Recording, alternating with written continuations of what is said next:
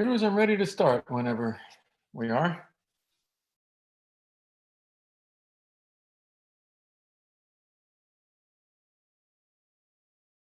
Okay, sounds good. I was just typing to everyone that we were listening to Gabriel's piece titled Hypnagogia. Hopefully I'm saying that correctly. And he was kind enough to let us play that today instead of silence. And I just wanted to say to everyone, if there's anyone that wants to also send music for us for future seminars and for our classes, please do, and we'll incorporate them. And off to Chris. Thank you. Welcome, everybody. And thanks again for joining us in this experimental webinar. It's been a very, very useful experience for us, I have to say. We have been learning a great deal about the nature of this this medium for us and what it can do in relation to what an EGS seminar looks like normally.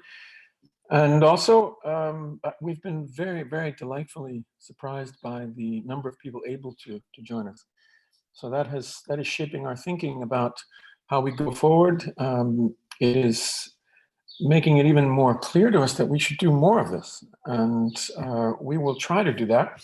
We have several things underway, planned, but it's just very clear that this is very much very much desired, and that it's something that we should do as a community, something we should do as an institution.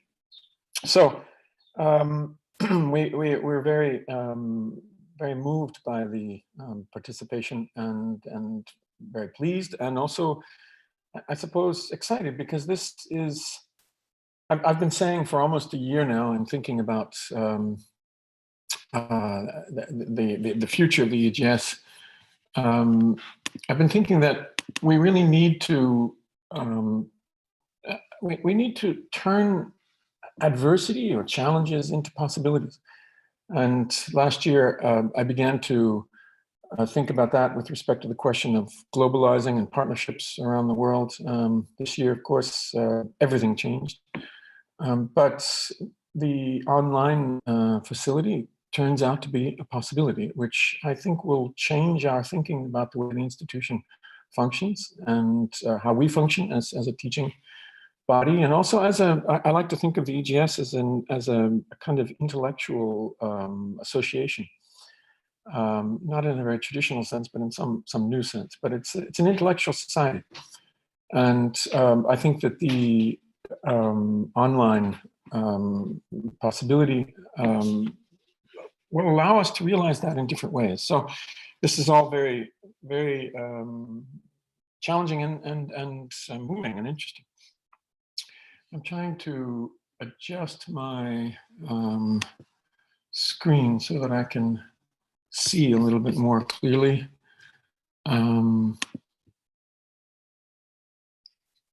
I'm just not quite able to see. Let's see if I go to.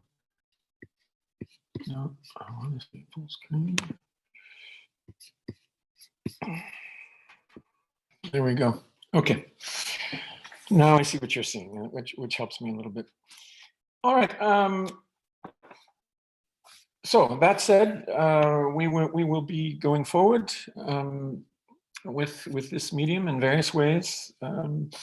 We'll experiment and we'll try to find new possibilities for us as we head toward our session, which is begins in the last week of July, our first full session, which is it's replacing the one that would have been held in Bergamo and Saas-Fee, replacing since it's online, and we just got some good news. Just to share that, can't get that off of my mind. The good news is that the FSA has now approved the use of student loans in North America for the use for online teaching from foreign universities, and this is quite important for us. So that was good news. And with that, I want to prop up my.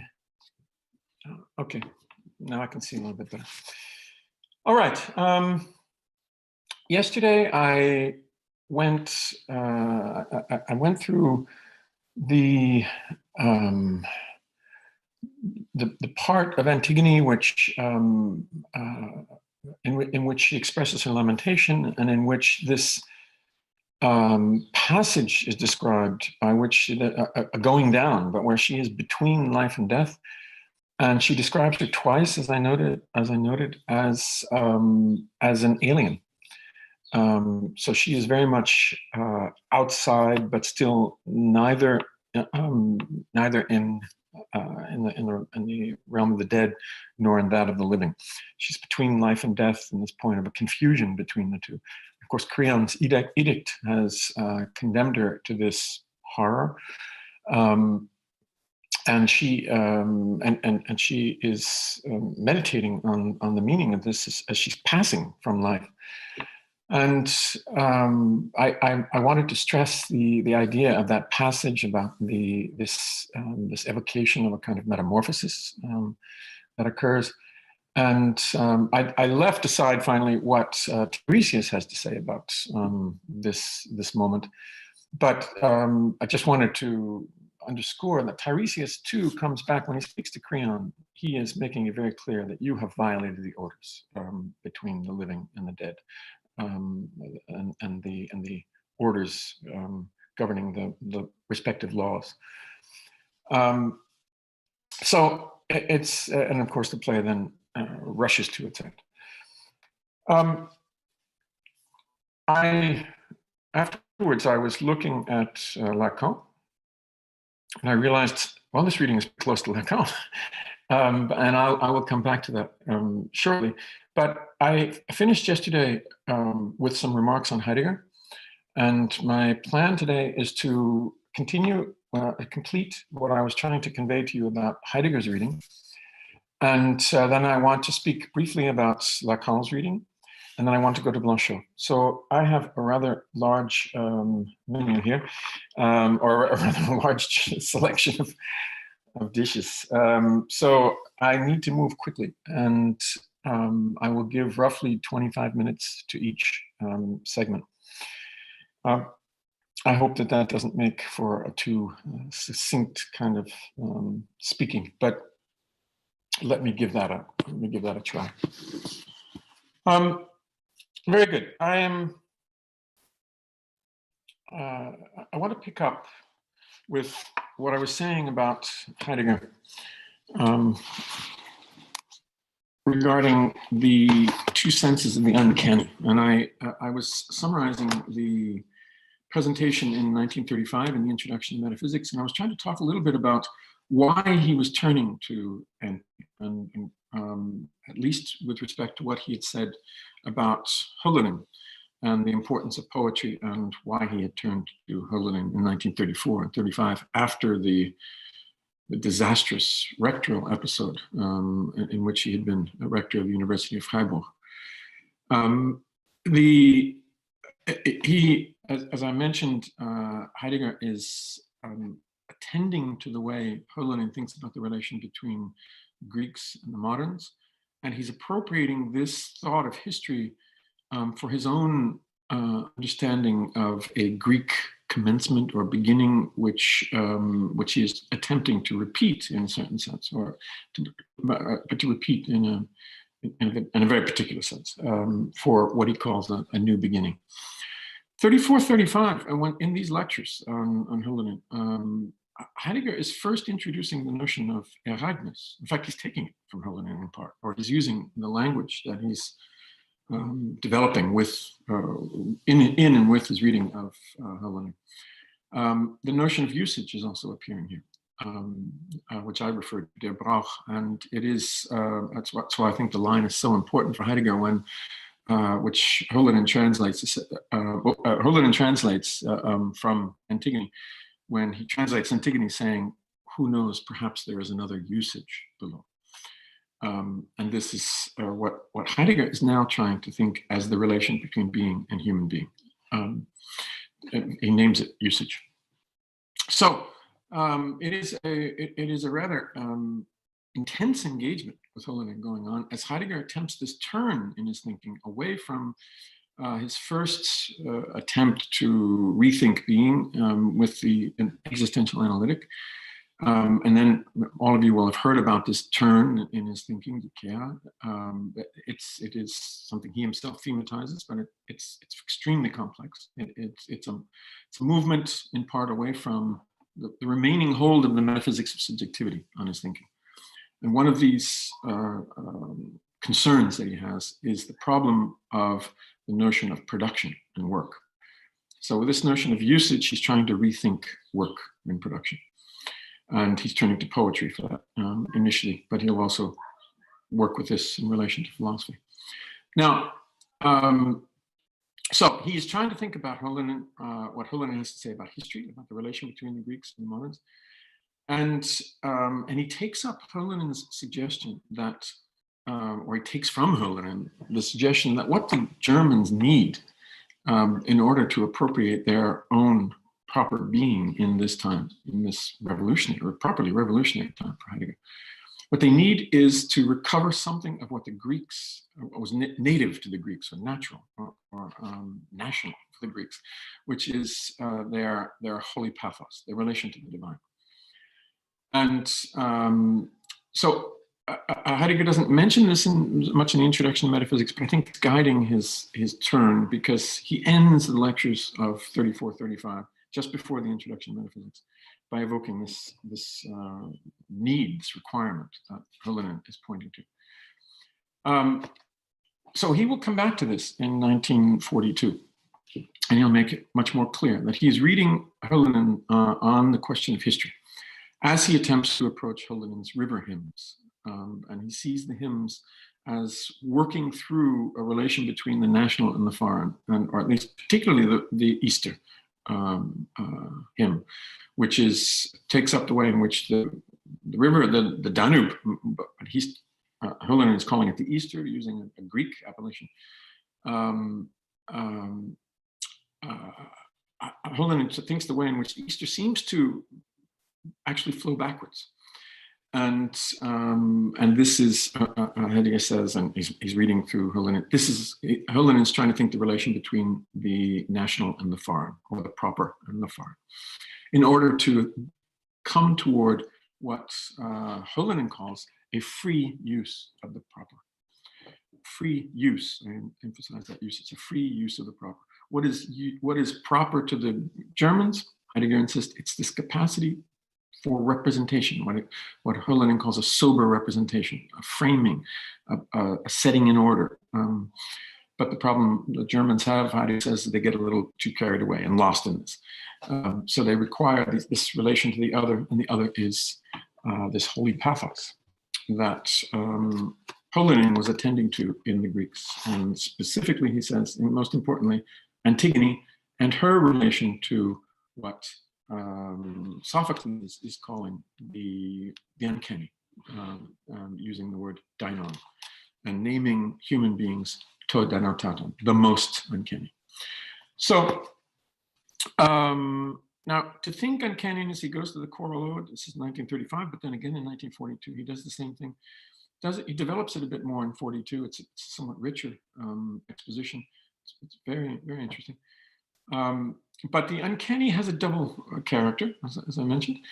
It is, on the one hand, humankind is uncanny because it forgets its own being in its relation to beings. And we see in the Choral Ode, Sophocles, the chorus's description of the way human beings venture out into being, mastering it, controlling it, and in various ways employing their techne in building and developing and discovering being, discovering it in such a way as to bring it forth in its appearance. So human beings have a relation to being, Heidegger insists, but they are characterized by a forgetting of that relation. And so they become in that way uncanny in a catastrophic manner. That is to say, they turn away from their own being, catastrophic. They turn away from their own being and get lost in their pragmatic involvements in the world. And this is what Heidegger called during the time of the 20s, the existential analytic. This is inauthenticity. But there is and what he adds is that they, in forgetting their being, they are turning away from their relation to their own death. And the authentic Dasein will be the one that opens to their mortality and thereby opens to their own finitude.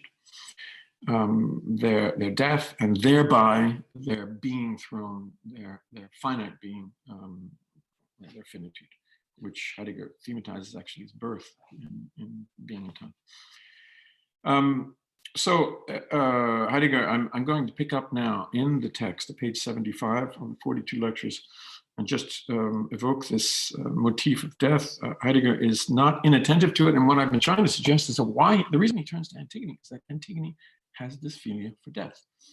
Heidegger doesn't talk about this motif of philia, but it's how can I say it? For someone who thinks about the human essence being defined by relation to death, it's pretty hard not to see Antigone as a figure concerned with death. So he makes this statement. He's speaking of the inauthentic, uncanny, and he talks about the way human beings get caught up in their machinations, machanoin of techne, caught up in such a way as to lose themselves and become uncanny. And what they forget is death. And he says here at the bottom of page 75, death is not some state of affairs like others that can be circumvented. They can't get around death, as the Ode tells us. Nor is it something that first comes to beings from without. Rather, the being of humans in itself proceeds toward its death. The being of humans in itself proceeds towards its death. And that is the journeying that he is thematizing throughout these pages. The journeying that he reads in the rivers, but now he's attempting to bring forth with regard to what Sophocles has to say about the human essence in this choral ode, in which he describes the human being as the most uncanny. So the being of humans in itself proceeds towards its death, which is what Antigone is doing for us. Human beings, however, mostly know this essential trait of themselves only in the manner of evading it and thereby conceding their exclusion from entry into their essence. And he'll go on. Human beings think they're at home everywhere and every passage through beings, but they are pantoporos, aporos. They are without passage, finally, because they have lost their relation to a becoming homely, which is that passage toward their own essence. Antigone, on the other hand, has as the opposite turn. She counterturns in relation to this catastrophic forgetting that characterizes the inauthentic Dasein, and she inclines toward death, as I was saying. Now, I'm going again very quickly, but Heidegger will tell us that that the action of the play is nothing other than this, you might say, this downgoing that Antigone undertakes when she assumes the Deinon, which, as Heidegger translates, appears to her, this uncanny, that she says, you remember we read yesterday, she's suffering the uncanny that comes upon her. And I'll just read here regarding this, the line that I've just referred to. I'm at page 103, at the top of page 103, and Heidegger is translating this passage regarding her passion. He says, at the bottom of 102, leave this to me, this action, and to that within me that counsels dangerous and difficult. This is what he will call generally the call of being. Leave this action to me and this counsel that is for me, to take up into my own essence the uncanny that here and now appears, the Deinon. And so Heidegger understands the action of the play to be her suffering this passion of a relation to death. He says here, patein, the passion, does not mean the mere passivity of accepting and tolerating, but rather taking upon oneself, arkein de theran, making it through to the end, that is, properly experiencing. The patein, experiencing the Deinon, this enduring and suffering, is the fundamental trait of that doing and action called to drama, which constitutes the drama, which constitutes the dramatic, the action in Greek tragedy. The whole action is here in her suffering this passion. What is this suffering? What is the counsel? Okay, what is this drama? I'm reading at the bottom part of the page. In the Greek tragedy, virtually nothing occurs. There's nothing but this downgoing, this suffering that he's describing, in which Antigone knows, there's virtually nothing occurs. It commences with the downgoing. What is the uncanny in which Antigone knows she has been ultimately counseled? Acquainted as she is with the foreboding, the perilousness, and the gravity of this counsel, the uncanny is nothing other than this: the fact that she takes as her all-determinative point of departure that against which nothing can avail. What I called the impossible the first day, it's, as Ismene uses the word, it means impracticable. It can't be done. It's beyond our power. But I was sort of playing with the term, calling it the impossible. She takes as her all-determinative point of departure that against which nothing can avail, because it is that appearing that is destined for her, Ephane, and of which no one knows whence it has arisen. That's the law that she appeals to, the unwritten law. In fittingly accommodating herself to this, patein, Antigone, and I'm reading, it's an extraordinary passage, actually. And it's something very important happens here. In fittingly accommodating herself to this, Antigone comes to be removed from all human possibilities and placed into direct conflict over the sight of all beings and into a sublation of the subsistence of her own life. Antigone is within the unhomely in a way that exceeds every other being unhomely. She looms over the sight of all beings, not merely like Creon, who in this way also looms high therein. Rather, Antigone even steps out of this sight altogether, outside the polis. She is utterly unhomely. To Deinon toto.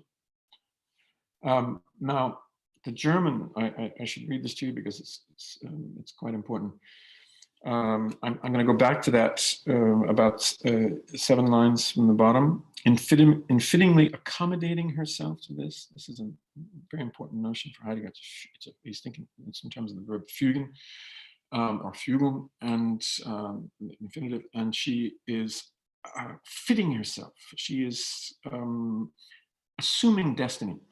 And Heidegger thinks of this as what defines the historical act for a human being, is to assume the destiny, fitting oneself to it. In fittingly accommodating herself to this, Antigone comes to be removed. from all human possibilities and placed into direct conflict over the sight of all beings. Let me read this then in German. Indem sie in dieses sich Schicht, this is very Hölderlinian, this language, wird Antigone aus allen menschlichen Möglichkeiten herausgesetzt und in den unmittelbaren Weiterstreit zur Stätte alles Seienden und in die Aufhebung des Bestandes des eigenen Lebens gesetzt. So this sublation of the subsistence of her own life, this is, he uses the Hegelian, Aufhebung. She is sublated, she said, what is sublated, he tells, is the subsistence of her own life, des Bestandes des eigenen Lebens gesetzt. Now I understand this in relation to what he says about the polis, which he says is the Stätte, the stead, or the place where each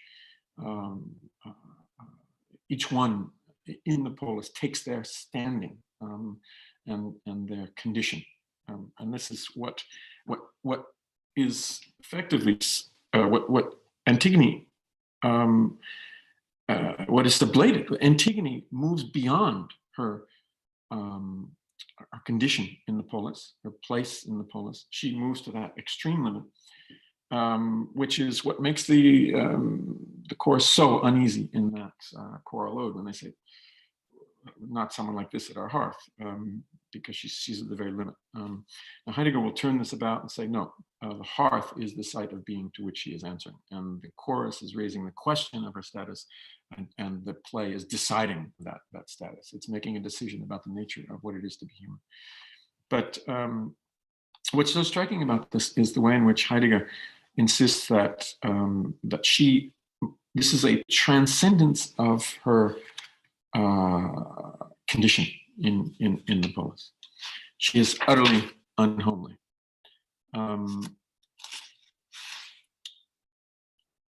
She's utterly unhomely, todanon tuto. This uncanny that Antigone takes upon herself is by no means the fearful and inhabitual experience of an early death, which she faces with certainty. For her dying is, if anything at all, that which constitutes kalos, a belonging to being. And that's the notion of beauty, what's fit. Her dying is her becoming homely, but a becoming homely within and from out of such being unhomely, the most extreme unhomely. And he will go on to say that she is the supreme uncanny in moving to this limit. Okay, he goes on then. I have to go quickly, and I apologize for what will be a slightly breathless quality here. At page 115, Heidegger tells us that, again, he reminds us of the notion that the play, the drama of the play, is simply about this going down of Antigone's, this, which is her becoming homely via a passage through the unhomely. I skipped over a section in which basically says there is no assuming the homely. There's no assuming in the sense of fully achieving, appropriating, being there in an achieved manner. It's always passage. So dwelling is passing, is a journeying passage. The play, in the drama of her action, the play is deciding what it means to be homely and via being unhomely. And he goes on. Being unhomely can be enacted, again, 115, the last full paragraph. Being unhomely can be enacted in a mere presumptuousness toward beings in order to forcibly contrive from beings in each way out and a sight. This is the normal way taken by humankind, and they lose themselves in this action. This presumptuousness toward beings and within beings, however, only is what it is from out of our forgottenness of the hearth, that is, of being. Yet being unhomely can also rupture such forgottenness through thoughtful remembrance. I was referring to this yesterday. Antigone has a remembrance of death, and what he's calling here remembrance of being.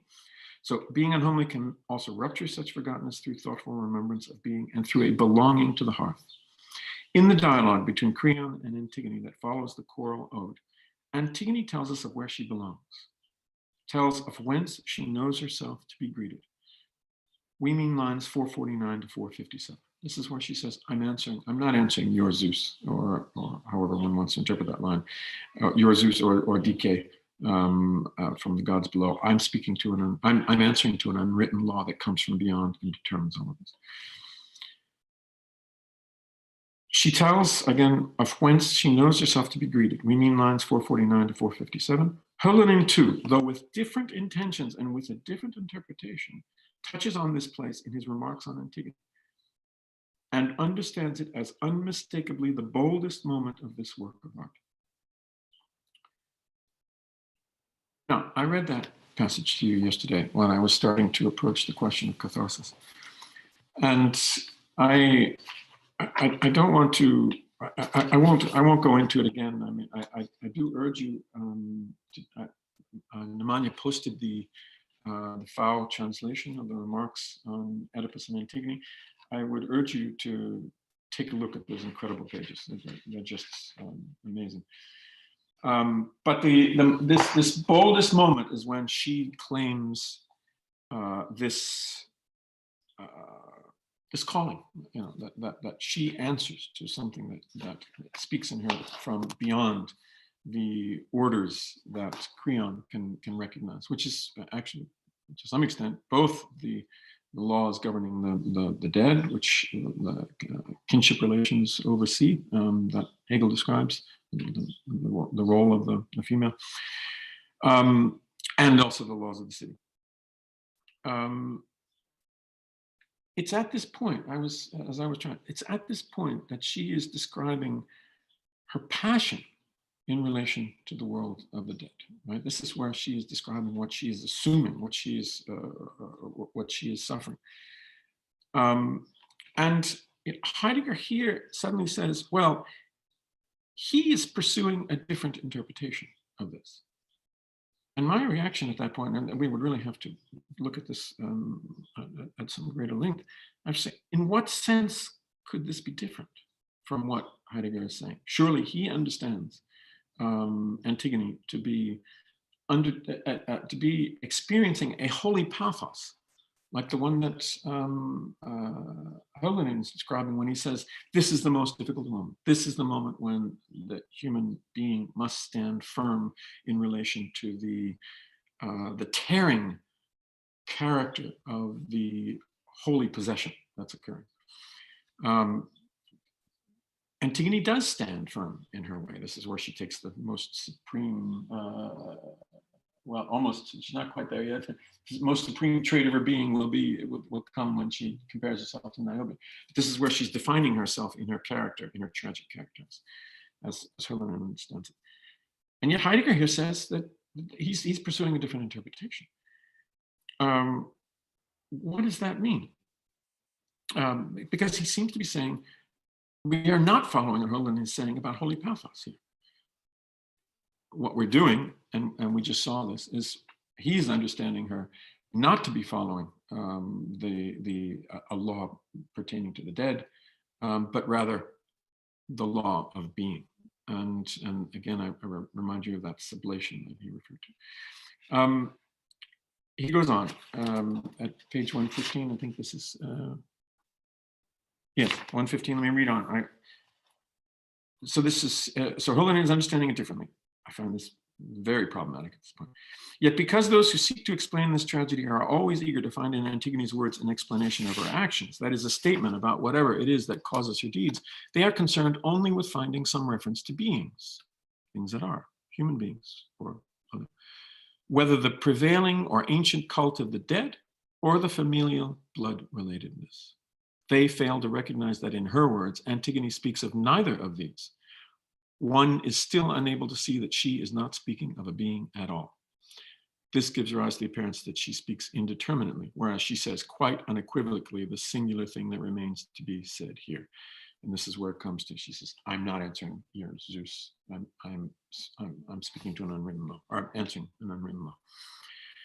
So Heidegger now makes a very sharp distinction between her appeal to the kinship relation, which is certainly present to some extent, and her appeal to being. And what, of course, he's doing is this is quite a quite dramatic departure from the Hegelian interpretation.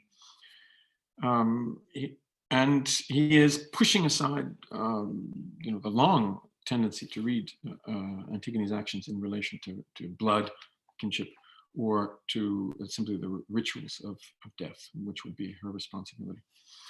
Pushing it aside for this pure relation to being. In other words, she transcends a relation to all beings, even the dead, her brother, for example. She is answering another law. A law that he will say is determining the kinship relations. So yes, she is dealing with the brother, but ultimately the ground of her action is her relation to being. And so we have at page 117 an underscoring of this argument, where he talks about the immense risk that she has taken, and risk was thematized in the Choral Ode, and it's also thematized in the discussion between Antigone and Ismene, as I remember. And so and she is deciding in her way upon the essence of what it is to be unhomely, and thereby deciding what truth of the play is for Heidegger. So he says, Antigone herself is the supreme risk within the realm of the Deinon. To be this risk is her essence. She assumes as her essential ground, arche, tomekana, that against which nothing can avail, destiny, since it appears of its own accord, no one knows wherefrom. Antigone assumes as what is fitting that which is destined to her from the realm of whatever prevails beyond the higher gods, Zeus, and beyond the lower gods, Dike. Yet this refers neither to the dead nor to her blood relationship with her brother. What determines Antigone is that which first bestows ground and necessity upon the distinction of the dead and the priority of blood. It's a powerful argument, right? He's saying what she is answering to is the ground of these usages with regard to those below the dead. She is engaging usage itself in thinking the relation, or acting upon the relation to being that comes upon her by virtue of this suffering of the Deinon. What determines Antigone is that which first, I am reading again, first bestows ground and necessity upon the distinction of the dead and the priority of blood. So he's not just dismissing these, but he's saying this is the ground of those acts. What that is, Antigone, that also means the poet leaves without name. Death, he goes on, and human being and embodied life, blood, in each case belong together. He separates death and human being and blood.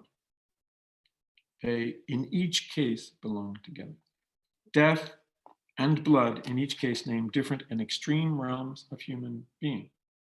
And such being is neither fulfilled in one nor exhausted in the other. That belonging to death and to blood that is proper to human beings and to them alone is itself, to them alone because of this relation to being, that belonging to death and to blood that is proper to human beings and to them alone is itself first determined by the relation of human beings to being itself. And then he cites Hölderlin, which is an amazing gesture of appropriation, and not without justice in relation to his own reading, but I think it's now completely missing Hölderlin's thinking. The mysterious poem of Hölderlin's in Lovely and Beautiful Blue, in Liebliche Bläue, closes with the words, life is death, and death is also a life. Heidegger is reading this line from that sublating movement that I read to you a few moments ago, whereas when you read it in Lovely Blueness, or in Beautiful Blue as it's cited here, it seems to be talking about something much more radical, something much closer to what we read in that passage in Antigone, as I was trying to read it yesterday, where she is between life and death in a terrible sight of being in exile. So Heidegger is reading her as standing in relation to being, and from there we are to understand her actions on behalf of the dead, and also her own experience of this passage between life and death, this traversal of the limit. And now he announces, and I'll just point to this he says, for this reason, we have to see Antigone as the purest poem. I'll just read very quickly, 119.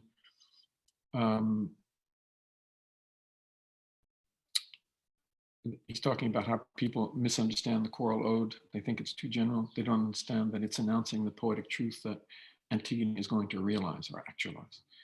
And he then says, what is misunderstood as general content in the ode here is the singularity of the telling of the singular Dinon and its essential ground. And this appears in the singular figure of Antigone. She is the purest poem itself. The purest poem. It's extraordinary. What does pure poem mean here? I think this can be developed at some length in various ways, but at the bottom of the page, we read the following. He's talking about the way, in fact, that what she's the purest poem because in Antigone, in the figure of Antigone, is poetized what properly is to be poetized in this poetic work, he's telling us.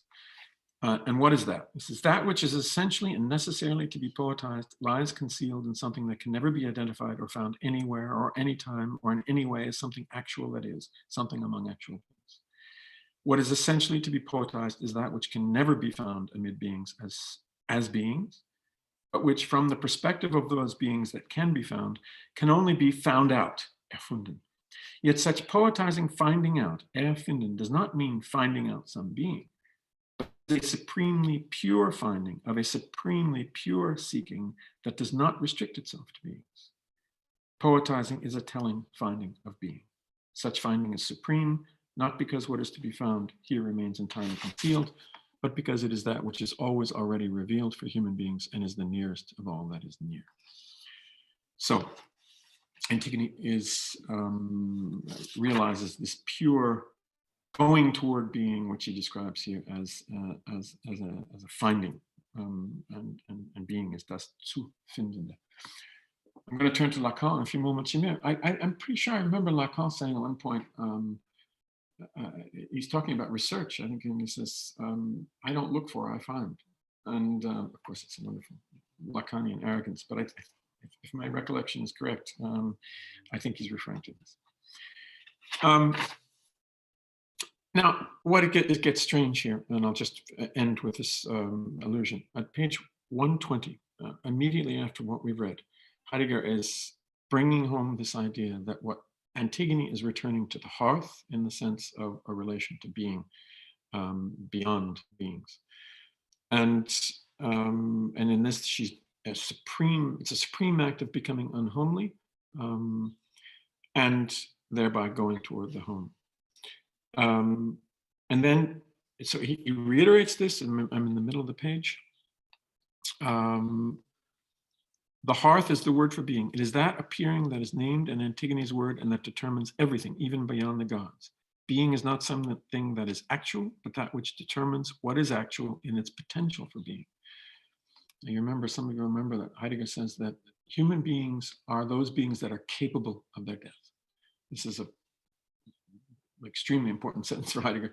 And he's now told us very clearly, human beings are capable of their death because they have a relation to being, which enables all.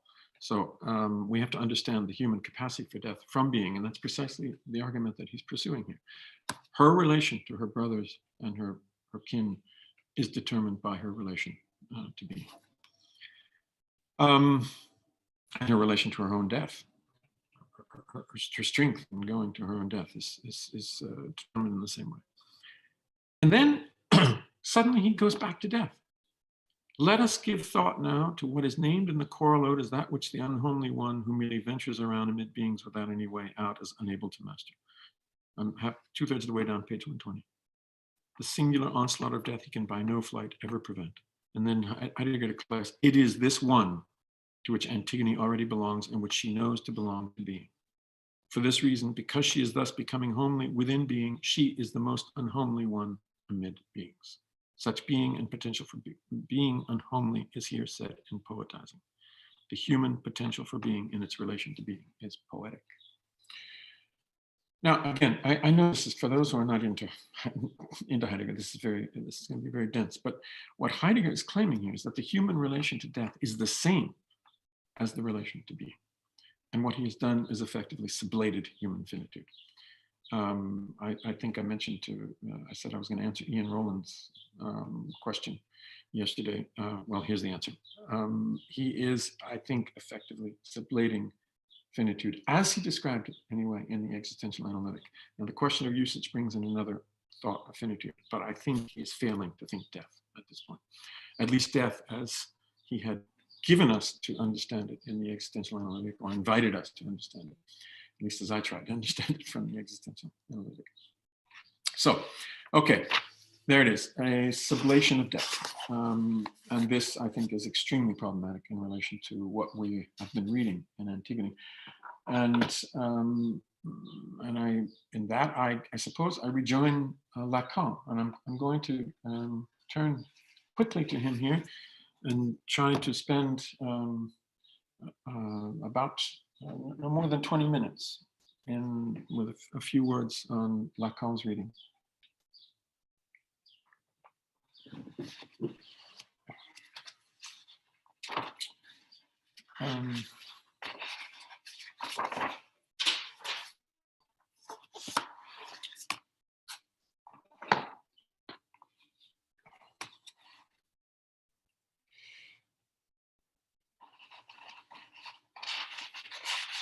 I have to acknowledge it's hard to make these jumps.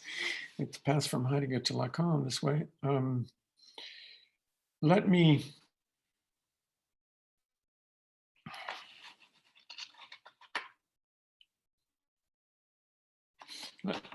try to be somewhat summary in my way of touching upon this. And one reason that I think I can do this is that I was really quite struck at how close to Lacan my reading of what I tried to offer yesterday regarding this passage of Antigone into death, or between life and death, in the moment of her lamentation, which I tried to identify as the moment of catharsis. On that point, I was entirely in accord with Lacan's reading, though I was reading Hölderlin. I wasn't reading Lacan. But Lacan follows that reading, and you know, how is that possible? Well, Lacan's a reader of Heidegger, certainly in this moment, in the early 60s. And well, he was always a reader of Heidegger, but and he had translated Heidegger. But I mention this because, well, this is why there's this, why I've rejoined him in the way I did in turning to Antigone. But I just want to acknowledge this point that Lacan's one of the most powerful readers of Heidegger, at least in modern continental thought and in France. It's something that I think is not always recognized, or it's makes people uneasy, just like it makes people uneasy that Foucault was such a reader of Heidegger, or Derrida. It's ultimately all of the great thinkers of what we call post-structuralism were readers of Heidegger. Lyotard, Deleuze, I mean, it's one after another. Which is why I personally have always returned to Heidegger, because I'm trying to understand what it is they are themselves drawing and how they are translating Heidegger in their thought. So anyway, Lacan is a reader of Heidegger. Maybe he was a reader of Hölderlin. That would be entirely probable. Lacan was also a reader of Blanchot. And I will, as I say, I'm going to be very quick on Lacan here. I think that Lacan was very attentive to what Blanchot had to say about the relation to death and what he's calling in this text the death drive. The relation between Blanchot and Lacan is really very interesting because it's little touched upon by either of them. Both acknowledge the other, but it's little touched upon. But the resonance is very strong between the texts, and I have some suspicions about that, and not negative, they're very positive suspicions. I have a feeling the relation was stronger than has perhaps been quite acknowledged or known. But in any case, Lacan is attempting to understand how the image of Antigone, the cathartic effect and the cathartic character of the image that appears when Antigone reaches this limit between life and death, in which she stands, as he puts it, at this limit, or crosses this limit, which he identifies as the limit of the familial ate, that ruin, malheur, affliction. She goes over the limit in attending to the in her philia for those that she cares for, and thereby in going over the limit terrifies the chorus. And she is in that, the supreme uncanny for the chorus. Now, Lacan's reading of this is again, it's very Heideggerian. What he says, and he says it in a very interesting way. He says that Antigone stands at the limit between, at the limit marked by the human suffering of the signifier. And her desire goes beyond that limit into the realm of this, this site from which language opens, and opens, as Heidegger puts it, in a way that is ex nihilo. So her desire goes to the site of that nothing, which is, again, as well, Lacan doesn't talk about aphilia for death, but is her inclination toward death.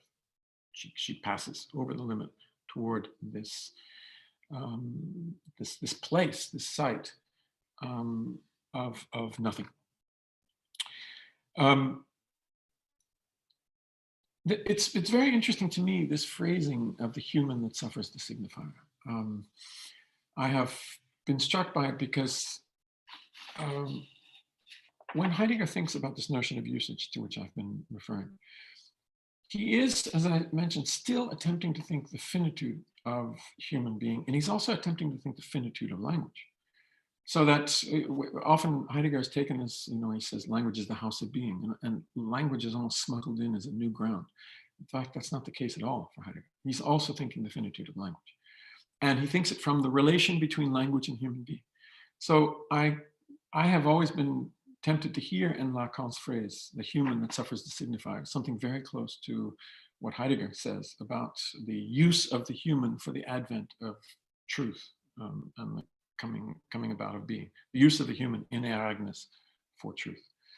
And that is, I've never had a chance to really develop this. I think that what I would want to do is try to understand a bit more what Lacan means by human in these years. This is the early 60s, and then try to pursue that a little bit farther into his subsequent thinking.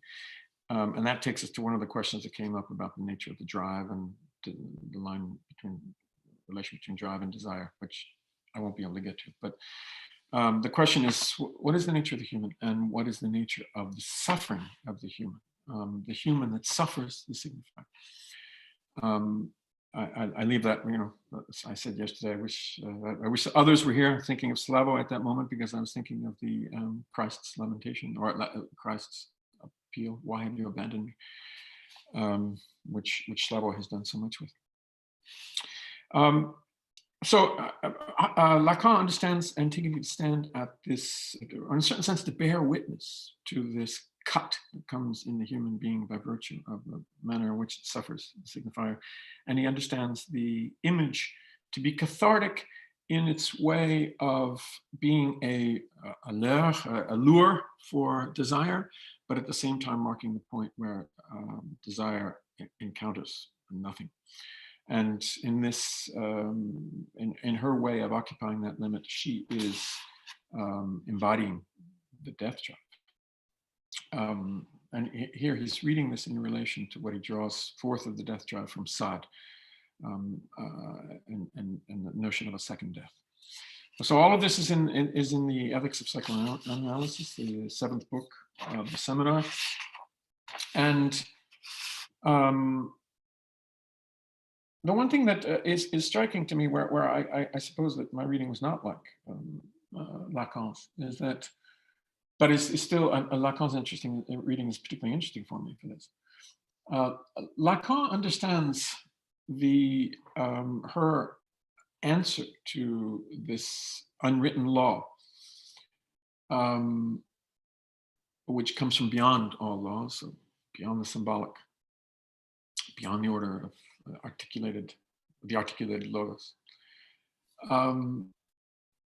He understands, he reads this directly in relation to, or rereads the words about her justification for the burial of the brother directly in relation to this notion of her answering to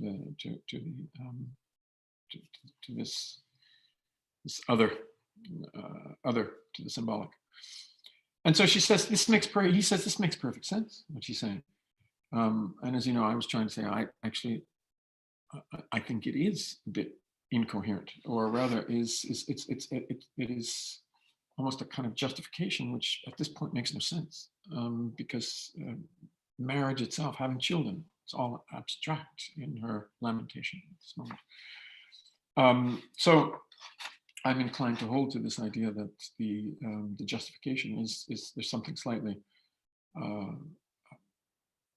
well, you cannot be justifying that in such rational terms, or pseudo-rational terms. But Lacan understands her to be bearing witness to precisely what I have just been describing, which is the human suffering of the signifier. And the name, he says, is what honors the human in this relation. And so she holds to the name of her brother, which is which testifies to the pure being of this human being, the purely human of this human being. I need to find that page for that. Hang on one second.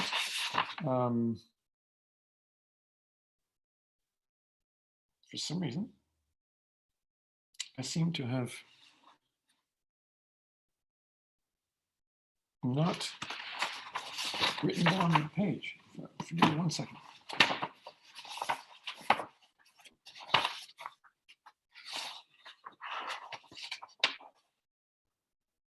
Oh, here it is, yes. I only have the French in front of me, page 325. I will just try to sight translate very quickly. Bottom 324, page 325 in French. Antigone evokes no other right than this one, which arises or comes forth in language. Okay, qui surgit dans le langage, comes forth in language from the ineffaceable character of what is. Ineffaceable from the moment where the signifier which comes forth determines, arrête, as a fixed thing. Excuse me, I'm just going to have to read the French and then summarize. Lacan's French is very challenging. Antigone n'évoque aucun autre droit que ceci qui surgit dans le langage du caractère ineffaçable de ce qui est. Ineffaçable à partir du moment où le signifiant qui surgit l'arrête comme une chose fixe à travers tout flux de transformation possible.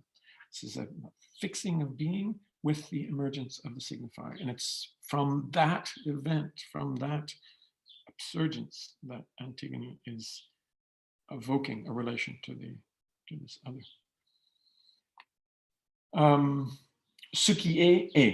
Et c'est à cela, à cette surface, que se fixe la position imbrisable, infranchissable d'Antigone. She is at a point of fixing of being. And this is something that I think really needs further attention.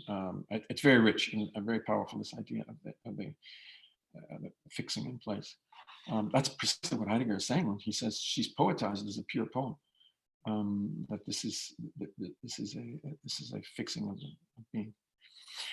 Tout le reste, elle le repousse. Le à bout de course n'est nulle part mieux illustré et tout ce que l'on met autour n'est qu'une façon de faire flotter, d'éluder le caractère absolument radical de la position du problème dans ce texte. Au passage, le fait que c'est l'homme qui a inventé la sépulture est évoqué discrètement. Il ne s'agit pas d'en finir avec celui qui est un homme comme avec un chien. On ne peut en finir avec ces restes en oubliant que le registre de l'être de celui qui a pu être situé par un nom doit être préservé par l'acte des funérailles. One doesn't dispense with the remains of a living being, as in forgetting, one cannot forget the register of being of he who has been situated by a name, and that this must be preserved through the act of funeral. Forgive me, my slight translation is bad today, but anyway.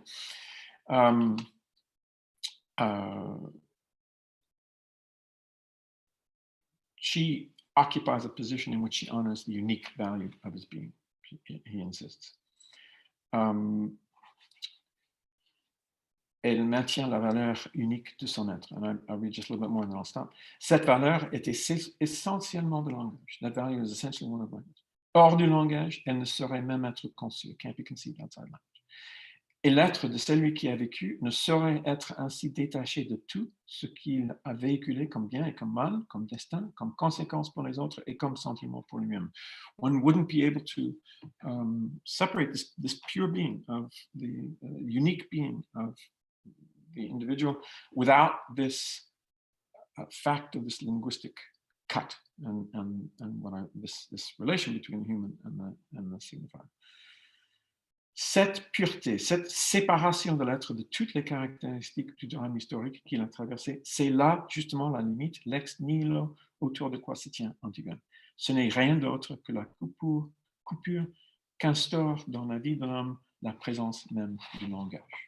That's what Antigone is testifying to with her relation to death, according to this analysis. Now, I'm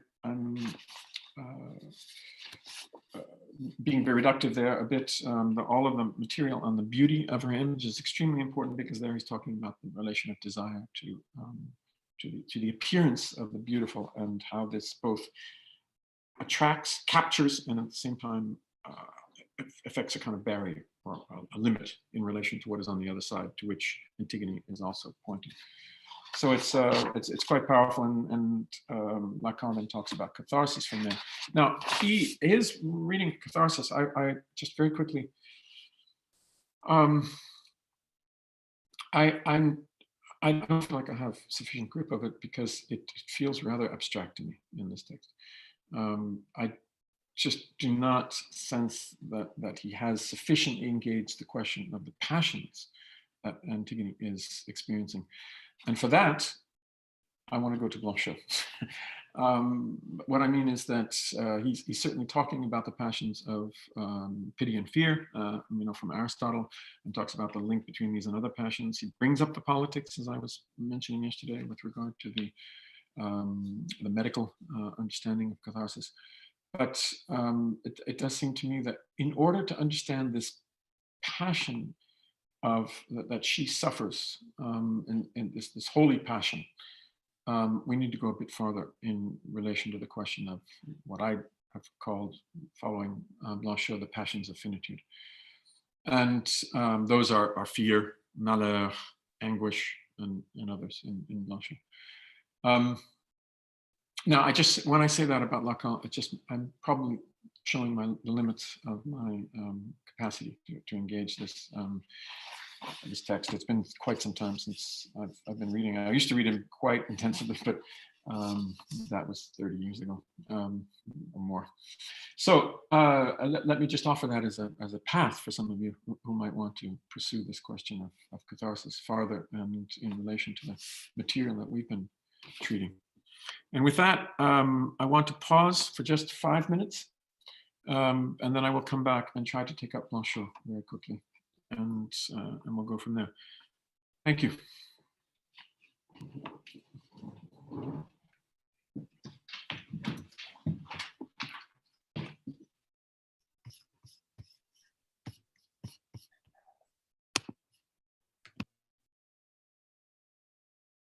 Thank you so much, folks, for everyone that's with us.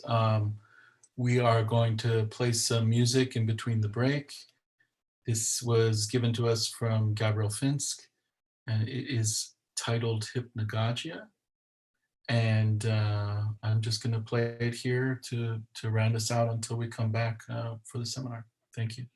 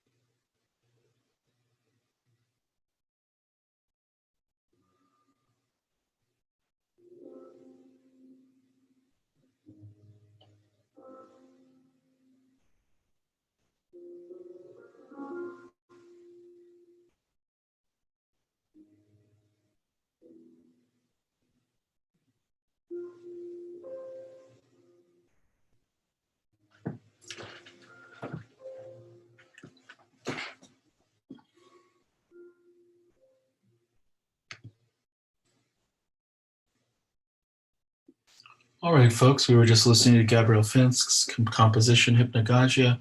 If anybody has music that is theirs and that they've written and would like to share it, so that we can use it in between lectures during the summer classes and the fall classes, please send them to me or Nemanja, and I'll put our emails there again, as well as a link to Gabriel's piece on YouTube. We'll start here in a few moments.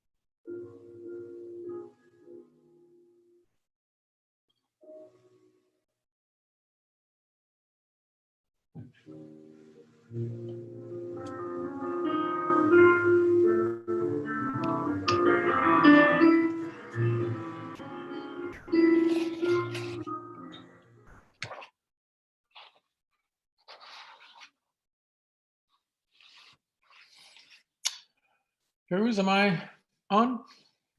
You're on, you're ready to go. Thank you very much. So, my partner is kindly attending to this, and I came down to refresh my tea, and she said, "Well, that was a whirlwind." I realize I'm moving a little too fast, and certainly I'm touching upon some very, very abstruse thinking. I hope that anyway that I, through these kinds of markers or these pointers that I'm trying to lay out with regard to these texts, which have been defining for a lot of contemporary thought, perhaps I can indicate paths toward engaging some of the core questions of this text that we're trying to bring forth for this moment. And I was thinking about this phrase for this moment. I would like to be attending to that more, and at the same time, as I've told you, I don't want to allegorize this text, and I don't want to, I mean Antigone, I don't want to turn it into simply a platform for a theoretical exposition or some reductive statement regarding the travails that we are passing through right now. But at the same time, I'm hoping that in talking about Antigone's philia for death and the meaning of this, and the nature of her remembrance, her way of attending to death and dying, that perhaps something of the questions that face us today can be touched anyway. Like I've been trying to evoke resonance. And it's in that spirit that I come to Blanchot, and I'm a little bit troubled that maybe I'll go for a couple extra minutes, and those who have to leave, I'll pick up on those tomorrow in the question and answer for a few minutes. But let me get started. I was thinking as I was going through Heidegger and Lacan, I got up to Lacan, I think it's 61, 62. People are saying, my God, he's talking about contemporary thought. He's up to 1962. This is that's not so good, or not far enough. But Blanchot is the Blanchot that I want to talk about is from the 80s and actually early 90s. I won't be talking about that so much. And I would just want to say in response to that concern, which I have had, am I back in 1960? Or the 60s? And maybe that's not so bad. That's what I'm going to try to say. My feeling is that Hölderlin is his thinking about this play and his thinking about death in particular, about the difference between the death known by the tragic hero in Greek tragedy and the death known in the modern world. That is way before us. He's way ahead of us in that sense. Untimely in that way, or rather very much of our time, but we are a long way from reaching that, I think. So again, I would urge you to take a look at those remarks on Antigone and Oedipus, and I hope that they will speak to you in the way that, in some of the way they speak to me. Now, Blanchot also, I think, is, to me, Blanchot engages this question of the passions of Antigone, perhaps more than any other thinker that I can comes to my mind. And it's quite striking that Blanchot never talks about Antigone. It's quite striking in that she is so well suited to his concerns.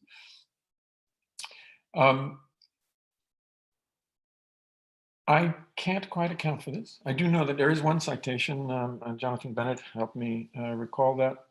It appears in not in the first, but in a later edition of Le Très-Haut, in which one of the characters is compared to Antigone on the back cover, and Blanchot would have allowed that. But otherwise, he doesn't talk about Antigone.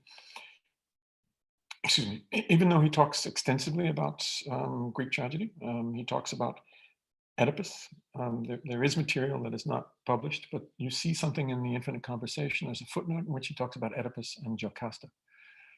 Oedipus's fear in particular, and then how Jocasta relates to that and her violation of the law, the extremely ambiguous way in which she speaks.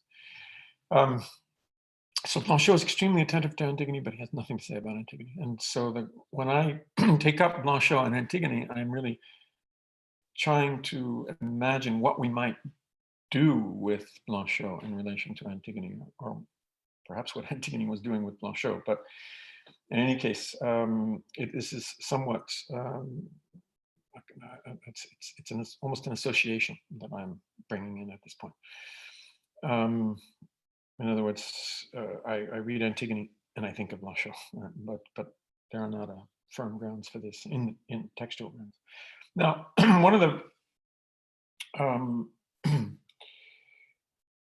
of the first things, but I'm not going to pause over this very long, but one of the first things that makes me think of Blanchot is relates to the nature of the stance that Antigone takes in her public act of claiming this public act in the name of Ophelia for her dead family members. And in this, I'm taken by her particular form of refusal. In the early 60s, Blanchot returned, actually late 50s, 58, 60. Blanchot returned to the political world after significant silence, having been associated with the right wing in the end of the 30s. he came out of the war on the left. This is extremely complicated, and the exact nature of his work in the late 30s is still being worked through. Leslie Hill is doing important work on this. And then after the war, after an encounter with Bataille, after a deep engagement with Bataille and important conversations for Bataille, Blanchot came out with an inclination toward communism. This was also shaped by his link with Marguerite Duras and Dionys Mascolo and Robert Antin. It was a communism on the edges of official communism, actually on the outside of official communism, but he was to the left. Now, in 62, he became very active in the struggle against the Algerian War, denounced the regime in place, the Gaullist regime, and wrote a text called Refusal, Le Refus, in which he says that in this moment, we must refuse all compromise with the political order. We will no longer have anything to do with this order. And this refusal is absolute. There will be no compromise. We are going to have to give up a great many desirable things, but we must be absolute in this turning away from the political order as currently instantiated. In the name of which he leaves a rupture, he says, that has occurred. So for Blanchot, refusal, absolute refusal, a stance of absolute refusal. You remember Antigone responding to Creon, right? Nothing of what you're saying means anything to me. In this refusal in Blanchot, it's always coupled with an affirmation of something. And this is developed through the 60s, in particular in 68, where he became very active in some of the small groups. Excuse me. So he couples refusal and affirmation. But he also says something very important. Refusal comes from, it emerges from a sort of hidden or very subterranean sources from those who have no voice. So the act of refusal is a powerful no to the political order, but it is speaking from what is profoundly subaltern, right? And there he's touching upon the notion of weakness, of poverty, of destitution, and weakness in a Levinasian sense. So refusal comes out of a relation to what is other to the political order, and stands as a political act against that order, all the while affirming what refusal opens to. And this is a notion of freedom in Blanchot, which I can't go into today. But that's one thing that is, I think, extremely important and pertinent here. But in trying to think about what it is that Blanchot opens to, I have to take a slightly different tack. I can't make an immediate connection with this refusal. And there I need to talk a little bit about Blanchot's meditation on death. And if you know Blanchot, you realize that all of his work is devoted to this question of the human relation to dying, and the passions that are linked to that. It is, I can't think of a text that goes farther than this, and precisely in the direction of Antigone's philia. He's also a thinker of friendship. Blanchot pursues a very profound meditation on friendship. From the time of his friendship with Bataille forward, actually I think it's before that, it's in Thomas the Obscure, but he wrote in, forgive me, I can't remember the date now, but at the moment of Bataille's passing, he wrote a statement, which was actually a kind of refusal of all the other kinds of memorializing he was seeing unfold with respect to Bataille. And he, in a certain sense, refused that memorializing in the name of another relation to death. And this appears in the beginning of his texts called L'Amitié. He wrote this. L'Amitié was published, this will help me get the date a little bit. I'm sorry, I've forgotten the date of the commemorative statement. L'Amitié was published in 71, but the commemorative statement comes well before. But let me just cite from this. I'm going to try to cite translate again. Let's see how this goes. How can one accept to speak of this friend? Neither to praise him nor in the interest of any truth.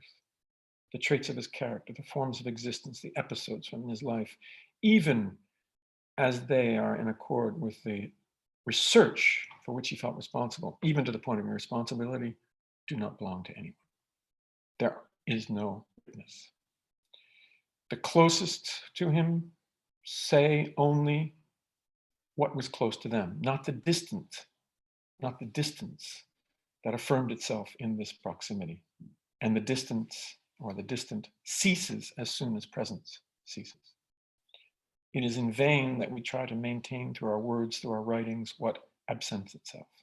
Vainly that we offer to him the attraction of our memories and a kind of figure, happiness of remaining in the day, a prolonged life of a veridic, a truthful appearance. We're only seeking to fill a void. We cannot bear the pain, the affirmation of this void. Who would accept to receive the insignificance, an insignificance so extreme that we have no memory capable of containing it, and that we would have to ourselves already slip into forgetting to carry it, for the time of this slipping onto the enigma that it represents. Everything that we say tends only to veil the unique affirmation, the unique assertion, affirmation, that everything must fade, tout doit s'effacer, and that we cannot remain faithful except by watching over this movement that effaces itself, to which something in us that rejects all memory already belongs. Now, you will hear, perhaps in recollection, my very quick citation from the memorial statement, commemorative statement that he wrote for Robert Antelme, in which he hears a voice tell him, "You're forgetting." And he's forgetting, and Antelme responds in this meditation of Blanchot's. Antelme responds, "You forget because you're trying to hold on to a dead person and even to love a dead person, but you cannot, because the meaninglessness of that death, of that dying, cannot be held to in that way." And what Blanchot is repeating here, actually, this is the first instantiation of this line of thinking, is that we cannot hold to the other in their death. All we can do is, in a certain sense, I'm going to say, answer to this effacement, as he calls it, by attending to an effacement in ourselves that in some ways rejoins the dying of the other, but from an infinite distance. I'll read that last sentence in French for those who can follow. Tout ce que nous disons ne tend qu'à voiler l'unique affirmation, que tout doit s'effacer, everything fades, et que nous ne pouvons rester fidèles qu'en veillant sur ce mouvement qui s'efface, this movement itself that effaces itself. This is the disappearance of this passing. Auquel quelque chose en nous qui rejette tout souvenir appartient déjà. We already belong to this effacement that effaces itself, and that is normally forgotten. And what must be achieved is a particular form of remembrance by which we gain relation to this effacement. It's a remembrance whereby we become other to ourselves. And for Blanchot, this occurs mostly in writing. Now, this is the ground of what Blanchot will call community. And again, I'm moving very fast, but in the text that he wrote in the early 80s on the topic of community, La Communauté Inavouable, this was a response to Jean-Luc Narcy's essay on community. Blanchot returned to actually what was a long-standing meditation on community, and specifically to the ground of community, which is a relation to the death of the other. And I recall that this is from, in a certain sense, this is where I started in relation to Heidegger and all of this thinking about friendship and death and community.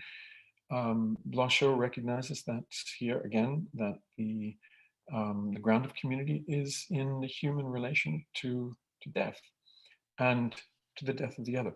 So I was trying to suggest that Mitsein is the ground of Dasein, and Mitsein is a relation to the death of the other.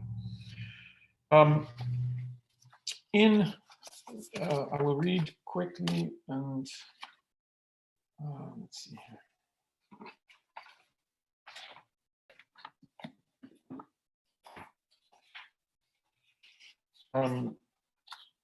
First of all, regarding this death, it's important to acknowledge that it's already 1:02. Let me, if you will, bear with me. I will probably spend another 6 or 7 minutes, and then I can pause and finish tomorrow with a few words. Blanchot understands, he distinguishes between death in the sense of an expiration, I might say, and a dying, which is proper to human being, but not proper in that sense they could ever appropriate it. It is, it's calls it sometimes the other death, or the death that's the impossibility of dying, bringing an end to things. So there are two deaths, or there's a death and this other dying. And this other dying is what Blanchot attends to. And this other dying is, I need to quote a different passage. This other dying is something we know in the life of the person. This was the distance he was referring to in Bataille. So I'm going to cite from the Unavowable Community, which is fairly near the beginning. He says, I'm sorry, I don't have the page number. The basis of communication is not necessarily speech or even the silence that is its ground and punctuation. The basis of communication. This is like what Lacan was saying. Rather, it is exposure to death. No longer the death of myself, but the death of autrui, the other, whose living and closest presence is already the eternal and unbearable absence that is diminished by the work of no mourning. And it is in life itself that the absence of autrui must be encountered. It is with this absence, its startling presence, always under the prior menace of disappearance, that friendship is played out and at each moment is lost. A relation without relation, or without other relation than the incommensurable, for which there is no place for asking whether one must be sincere or not, truthful or not, faithful or not, since it represents in advance the absence of bonds or the infinite of abandon. Such would be the friendship that discovers the unknown, that we are ourselves, and the encounter of our own solitude, which we cannot be alone to experience. Solitude, again, like Antigone. Now, in the Unavowable Community, Blanchot defines community from the basis of this experience of the death of the other. And I just want to read briefly what he says about this. He talks about, he's proceeding from Bataille, who says, he describes something like a principle of the insufficiency. The human being is insufficient. It requires the other to know this insufficiency and to overcome its assumption of its own self-sufficiency.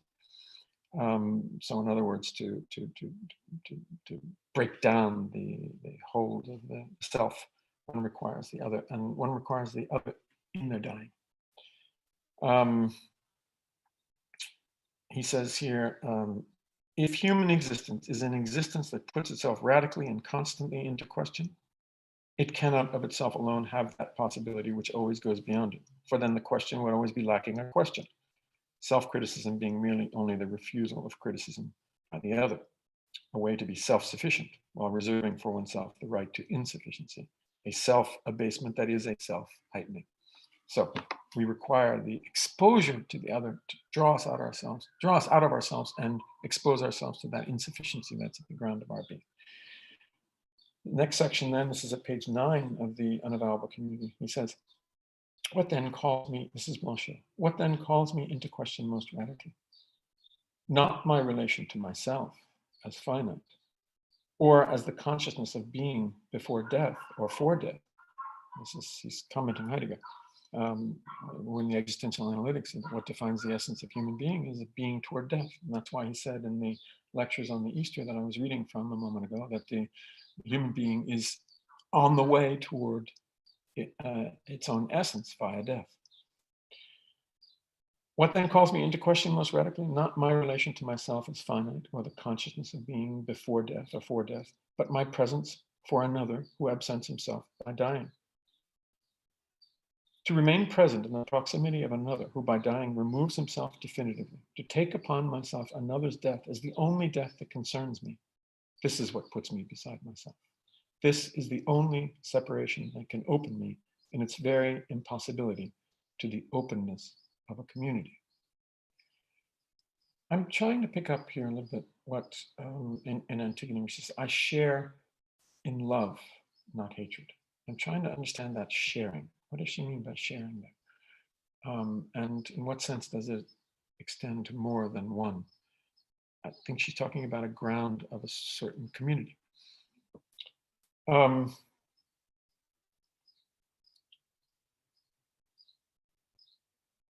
have to read a little bit more to make sense of the following sentence that I want to read to you. Georges Bataille, a man alive who sees a fellow man die can survive only beside himself. And then Blanchot gives us stages of conversation in which the self attends the dying of the other. And I will jump ahead now. I don't want to, that staging is kind of complicated. So he goes on, having described this attendance of the self to the other, he goes on, that is what founds community. There could not be a community without the sharing of that first and last event, which in everyone ceases to be able to be just that, birth, death. Now, I understand the sentence as saying it's, I'll read it again. There could not be a community without the sharing of that first and last event, which in everyone ceases to be able to be just that, an event, because there is birth and there is death, which makes impossible something like the momentary event that we normally, the moment of the event that we normally associate with an event. It's the finitude of the human being that is shared and is the ground of community. What does the community pretend to in its stubbornness to only keep of you and me such relations of asymmetry that suspend tutoiement, a familiar form of address?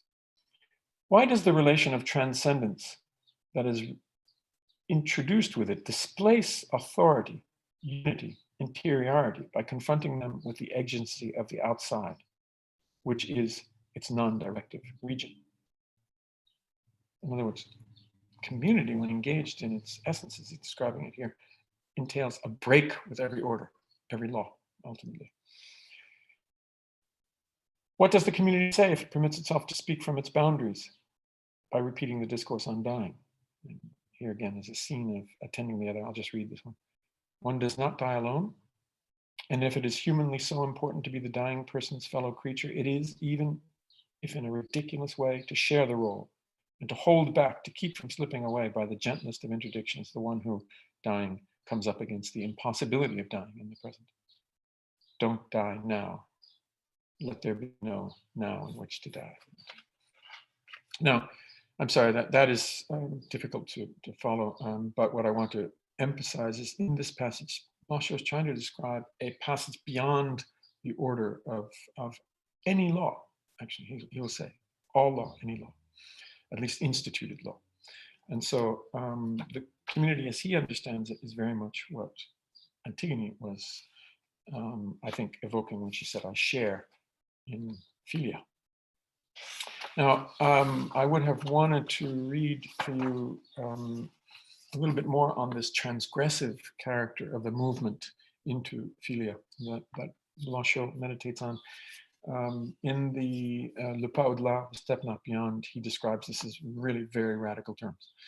But he also starts to describe what I alluded to as the passions of finitude. And there I can only invite you to go look. But he talks about fear in particular, fear in relation to death, and malheur, destitution. This is, I think, what Lacan is trying to describe with what he refers to as athée, the passage toward or into the familia athée, and then also anguish. And there are several forms of passion and also love that Blanchot touches upon. But in each of these passions, he says these are passions of dying.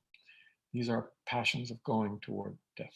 And so he's thinking with these passions, the ground of a community, and the end of the Step Not Beyond is actually an evocation of community. So that when Blanchot starts citing himself, actually from the Step Not Beyond in 1984, he's actually picking up material from a considerably earlier period. Now, I want to tomorrow, I will simply, when I take up some questions that have come in and return to anything that's coming up, I want to quote a couple pages from the same text that I started from, the Unavowable Community, from the 80s, in which Blanchot talks about an assembly of, how could I say, an assembly of, it's a movement. It's an assembly of what he wants. Is this the people?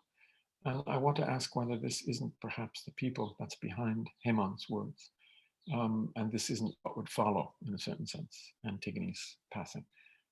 If there were such a thing, remember Lacan ridicules Hegel. What do you imagine reconciliation after this? But I can imagine something like the assembly that Blanchot talks about. And I'd like to evoke that because I think it may speak to our moment in a way that I think could be important. So for those of you who can make it, for those of you who cannot, I'm talking about the section, the second section of the Unavowable Community, where he talks about the assembly, the gathering after the massacre that occurred at Charonne. Actually, the second one, this is in 1962, and there was a gathering around the metro stop at Charonne in Paris. So, but I'll try to read that tomorrow and then address a couple of questions.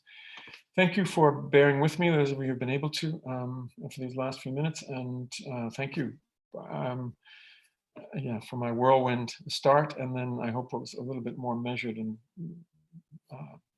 maybe pertinent. My last words on Blanchot. And with that, you'll see me tomorrow, I hope. Thank you. Bye.